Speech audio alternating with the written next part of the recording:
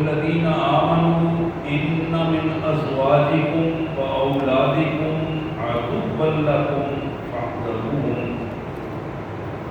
وإن تعفوا وتصفحوا وتغفروا فإن الله غفور رحيم إنما أموالكم وأولادكم فتنة والله عنده أجر عظيم فاتقوا الله ما استطعتم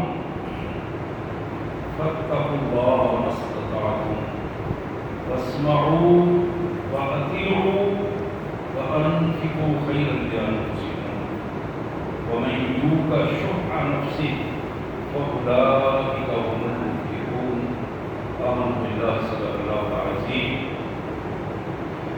اللهم صل على سيدنا مولانا عبدك ورسولك وحبيبك محمد النبي الأمي وعلى آله وأصحابه وأزواجه وبناته وبارك وسلم اللهم صل على جميع الأنبياء والمرسلين وعلى الملائكة المقربين وعلى سائر الصحابة والتابعين وعلى عباد الله الصالحين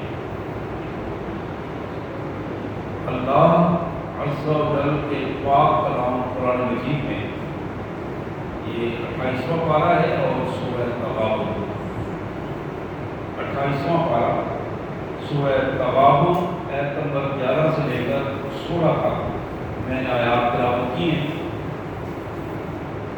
سورہ تغابن کی آیت نمبر 11 سے آیت نمبر 16 تک آج کی آیات ہمارے ذہن پر ہے۔ آئیے سب سے پہلے ان آیات کا سادہ سا مفہوم ترجمہ اور پھر اس کے بعد احادیث مطہرہ، سیرت نبوی، سیرت صحابہ کے پس منظر میں مختصر سی گفتگو، یہ مختصر سی زندگی جو ہمیں ملی ہے، یہ چند لمحات جو کسی کے لیے کل باعث حسرت بن جائیں گے اور کسی کے لیے باعث مسرت ہوں گے۔ ان لمحات میں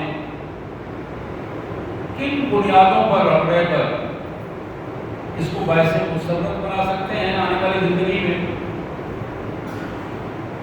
یا کس انداز میں اگر ہم بے اعتنائی کا شکار رہیں گے، سستی اور کاہلی کا مظاہرہ کریں گے، اس کا نتیجہ کیا نکلے گا، اس کا انداز کیا ہوگا، اس کی خرابیاں کیا ہوگی، یہ وہ حقائق ہیں جو ہمارے سامنے آ رہے ہیں۔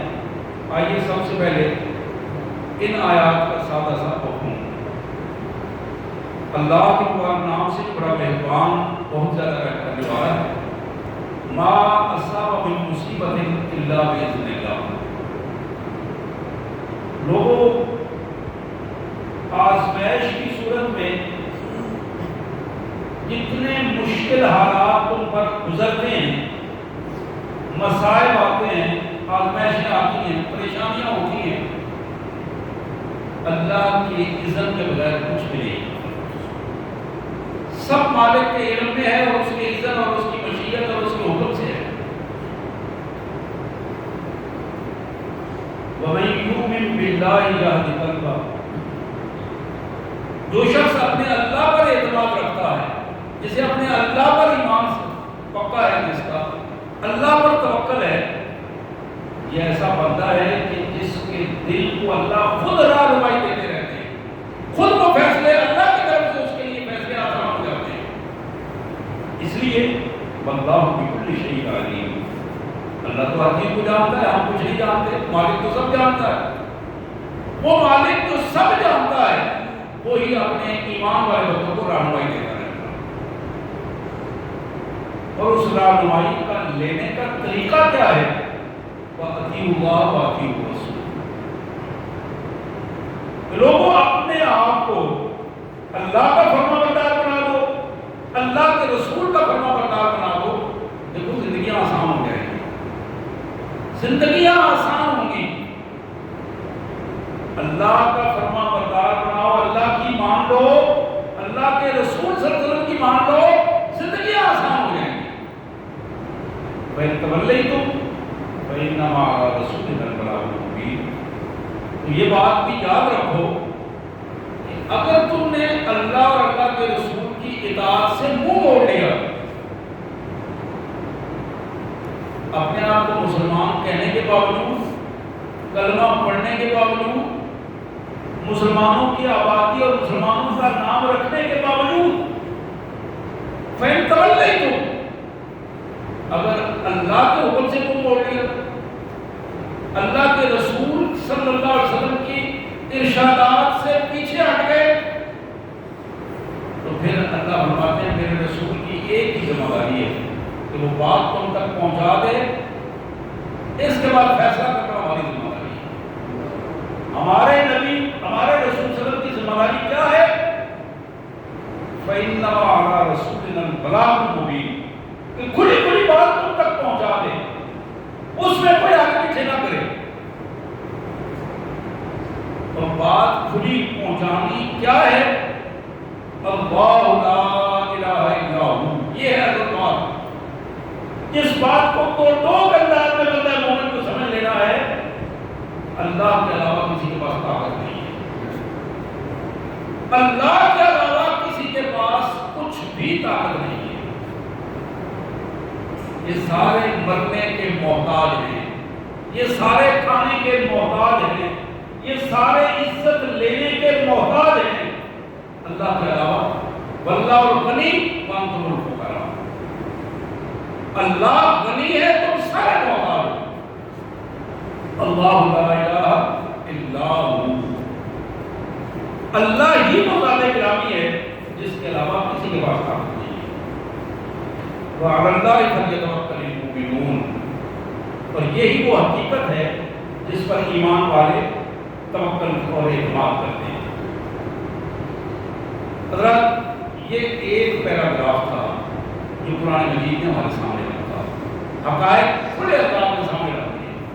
اب اس کا ایک دوسرا پہلو رکھا، ایمان والوں وہ حقیقت بیان کی، اور بیان کرنے کے بعد ہمیں خطاب کیا، مجھے بھی، آپ کو بھی، ہمارے والدین کو، ہمارے بچوں کو، یا ایھا الذین آمنوا، اے ایمان والو، ان من ازواجکم و اولادکم عدوا لکم فاحذروہم، میرے پیارے بندو، تمہاری جو بیویاں ہیں گھر میں اور تمہاری جو اولادیں ہیں، اگر تم انہیں دین سے دور رکھو گے تو یہی تمہاری دشمنی کے اوپر آئیں گے۔ عدو لکم، یہ بے دینی کی بات ہو رہی ہے، دین سے دور رکھو گے تو یہی تمہارے دشمن ہوں گے۔ باہر سے دشمن آنے کی ضرورت نہیں ہے، تمہارے گھر والے، تمہارے بچے، تمہاری بیویاں ہی تمہاری دشمنی پر اٹھ کے کھڑے ہو جائیں گے۔ فاحذروہم، محتاط ہو جاؤ، ہوش و آواز کو میں اپنے آپ کو ہوش و آواز میں لاؤ، اور ان کے بارے میں بھی محتاط رہو اور اپنے بارے میں بھی محتاط رہو۔ فاحذروہم، ان سے بچ جاؤ، ان کو دین سکھاؤ، دین کے قریب لاؤ، تو تب اس دشمنی سے تم بچ سکتے ہو۔ اب اس دشمنی اور بے دینی کی تین پہلو بتائے کہ یہ ہوتی رہے گی، سلسلہ چلتا رہے گا، لیکن تمہارا رویہ کیا ہے؟ میں تعفو، اگر تم نے انہیں معاف کر دیا، وتصفحوا، ان کی چھوٹی چھوٹی غلطیوں سے درگزر کرتے رہے، ہر وقت ڈنڈا پکڑ کے راستہ نہ روکا، درگزر سمجھاتے رہے، دین کے قریب لاتے رہے، معافی کرتے رہے، درگزر بھی کرتے رہے، وتغفروا، اور کبھی کبھی بڑی بڑی غلطیاں بھی معاف کر دی، فإن اللہ غفور رحیم، اللہ تمہیں بھی معاف کر دے، وہ غفور رحیم ہے، تو تمہیں بھی معافی عطا فرمائے۔ پھر دوبارہ ارشاد فرمایا، ذرا اس پہ غور کیجیے، ایک آیت پوری ہوئی، پھر فرمایا انما اموالکم و اولادکم فتنہ واللہ عنہ اجر عظیم، یہ جو ہم نے تمہیں مال دیے، اس کو بھی ہم نے تمہارے لیے آزمائش بنایا ہے، یہ بھی تمہارے لیے آزمائش ہے، جو اولاد دی ہے یہ بھی تمہارے لیے آزمائش ہے۔ لیکن ان دونوں آزمائشوں میں اگر تم پورے اتر گئے، واللہ عنده اجر عظیم، اللہ کے پاس اس کا اجر بڑا ہے۔ مال کو اللہ کی مرضی سے خرچ کرو گے بڑا اجر پاؤ گے، اللہ کی مرضی کو بھول جاؤ گے، اپنی مرضی کرتے رہو گے، تباہ ہو جاؤ گے۔ واللہ عنده اجر عظیم، اولادوں کو اللہ کی مرضی کے مطابق تربیت کرو گے، وہاں اجر بھی ملے گا اور وہ اولادیں اطاعت گزار بھی ہوں گی۔ اور اگر اللہ کی مرضی کے مطابق نہیں چلو گے، انہیں چھوڑ دو گے، دنیا بنانے کی کوشش کرو گے، تو نتیجہ کیا نکلے گا؟ دنیا بناتے بناتے وہی تمہارے لیے فتنہ بن جائیں گے اور مصیبت کا باعث بن جائیں گے۔ اب اس کے بعد وہ آخری آیت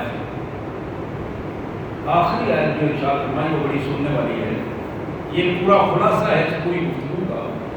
اللہ فرماتے ہیں فاتقوا اللہ ما استطعتم، جتنی تمہاری استطاعت ہے، ہمت ہے، اللہ سے ڈرتے ہو، اللہ سے ڈرتے ہو۔ بات کرتے ہوئے زبان نہ کھلے اللہ کی مرضی کے خلاف، یہ تمہاری استطاعت ہے، زبان بند کرو، یہ تمہاری بس میں ہے۔ ایک بات اللہ کی مرضی کے خلاف ہونے والی ہے، ذہن میں آئی ہے، تم نے زبان نہیں کھولی، آنکھ اٹھنے لگا تھا، آنکھ کو تم نے کنٹرول کر لیا، آنکھ کھلنے لگی تھی، تم نے اس کو بند کر دیا۔ فاتقوا اللہ ما استطعتم، جتنی ہم نے تمہیں استطاعت دی ہے اس صلاحیتوں کو لگا کر اپنے اللہ کے حضور اس کا تقوی اختیار کرو، اس کی نافرمانی سے بچنے کی کوشش کرو۔ اس جملے کے بعد 3 جملے اور فرمائے، واسمعوا، اللہ اور اللہ کے رسول کی بات دھیان سے سنو، واسمعوا، توجہ سے سنو، کان لگا کر سنو، بے حسی کے ساتھ بات سنا کرو،